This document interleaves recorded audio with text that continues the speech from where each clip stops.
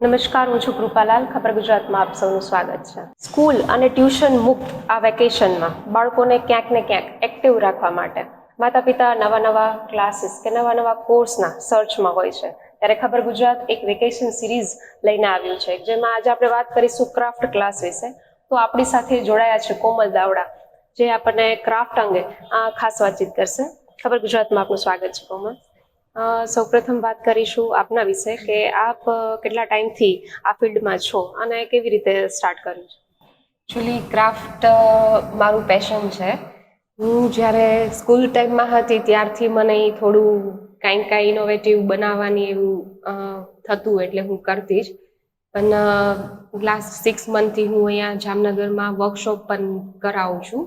એમાં મને સારો રિસ્પોન્સ મળે છે. બહુ બધા કિડ્સ આવે છે અને ખુશ થઈને એ લોકો જાય છે. એટલે ક્રાફ્ટ મારું પેશન હતું એ હવે હું બહાર લાવી છું અને ફિલ્ડમાં ઇન્વાઇટ કર્યું છે અમે. આપણે જોઈએ કે ક્રાફ્ટ ક્લાસ એટલે કઈ કઈ પ્રકારની એમાં આઇટમ્સ આવે છે કે કઈ કઈ પ્રકારના જે ડિફરન્ટ છે? મોસ્ટલી અમે લોકો એવું પ્રિફર કરીએ છીએ કે લાઈક DIY પ્રોજેક્ટ્સ કરીએ. એમાં અલગ અલગ ટાઈપ્સનું હોય છે કે જે અમે પેપર બેગ કે એવું બનાવડાવીએ છીએ, flower painting, home decoration related બધી વસ્તુ, અને ડિસ્પોઝેબલ જે બધી વસ્તુ હોય એમાંથી કાંઈ છોકરાઓને ઇઝી બનાવી શકે એવું અમે પ્રયત્ન કરતા હોઈએ છીએ. ખાસ કરીને ક્રાફ્ટ ક્લાસમાં જોઈન થાય છે જ્યારે બાળક, તો એની કઈ પ્રકારની સ્કિલ છે ડેવલપ થતી હોય છે? પહેલાં તો એ લોકોની ફાઇન મોટર સ્કિલ, બધી સ્કિલ ડેવલપમેન્ટ થઈ છે. એમાં એનું હેન્ડ આઈ કોર્ડિનેશન બધું ડેવલપ થતું હોય છે. પછી મેઇનલી સોશિયલ સ્કિલ થતી હોય છે, હેલ્પ ડેવલપિંગ બધું થતું હોય છે એનું, કે એકબીજાને હેલ્પ કરતા હોય છે. અમે જનરલી 2 2 3 3ના ગ્રુપમાં કરાવતા હોઈએ કે એકબીજાને હેલ્પ બી કરી શકે અને પોતાનું બી કરીને બીજાને હેલ્પ કરે. એવી રીતે અલગ અલગ ટાઈપની બધી પ્રવૃત્તિઓ કરતા હોય. કઈ એજના બાળકો છે જનરલી આમાં જોઈન થઈ શકે? જનરલી ક્રાફ્ટ એક એવી વસ્તુ છે કે જે 3 યર્સના કિડ્સ બી કરી શકે, બટ એ લોકોનું શું હોય, લાઈક ક્લે છે, સેન્ડ છે, એવી એ લોકોની હોય છે. પણ અહીંયા અમે બેઝિકલી 5 યર્સથી ક્રાફ્ટનું શરૂ કરીએ છીએ, 5 to 15 સુધી. એટલે મારે 5 થી 15 સુધીના કિડ્સનું વર્કશોપ હોતું હોય છે અહીંયા.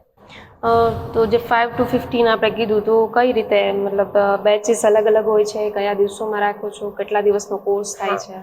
અમે જનરલી વર્કશોપ જ રાખીએ છીએ, એટલે ઓલમોસ્ટ ટ્વાઇસ ઇન અ મંથમાં 2 વખત રાખતા હોઈએ છીએ. અને ત્યારે 5 to 15 યર્સના બધા કિડ્સ સાથે જ હોતા હોય છે એમાં.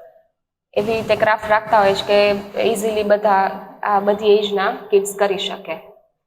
જામનગરમાં શું લાગે છે ક્રાફ્ટને લઈને લોકોની શું રુચિ છે? એકચ્યુઅલી જ્યારે મેં શરૂ કર્યું તો મને બી એમ જ હતું કે ક્રાફ્ટ એવી વસ્તુ છે કે જે ઇઝીલી બધા એક્સેપ્ટ નથી કરતા હોતા એમ, પણ ઇટ્સ વેરી ઇન્ટરેસ્ટિંગ. તો મને બહુ સારો રિસ્પોન્સ મળ્યો છે.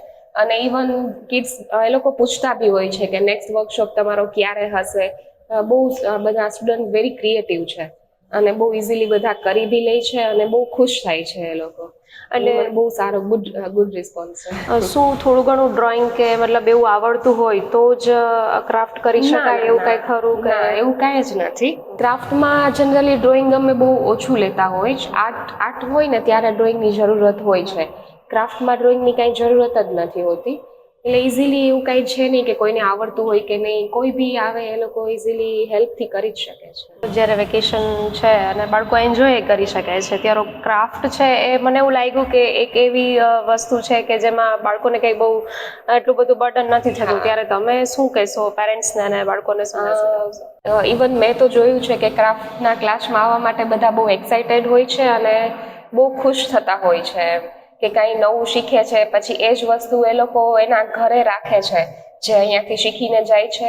તો એ લોકો જોઈને બી વધારે એક્સાઇટેડ થતા હોય છે કે આ મેં બનાવ્યું છે, હું મારે હજી કરવું છે.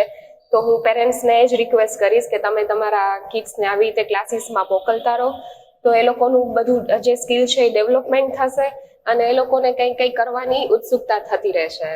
અને પ્લસ પોઈન્ટ અત્યારનો એ જ છે બધાને જે ડિસ્ટર્બ કરતું હોય છે કે સ્ક્રીન ટાઈમ, તો એનાથી બી એ લોકો દૂર રહેશે. અહીંયા આપણે ત્યાં જે ક્લાસ ચાલે છે તો એમાં મટીરિયલ છે એ બધું અહીંયાથી પ્રોવાઈડ કરવામાં આવે છે કે બાળકોને લઈને? ના, મટીરિયલ બધું અમે જ પ્રોવાઈડ કરીએ છીએ, અહીંયાથી પ્રોવાઈડ કરવાનું, અને જે બી વસ્તુ એ લોકો બનાવે એ લોકોને સાથે ઘરે લઈ જવાની હોય છે.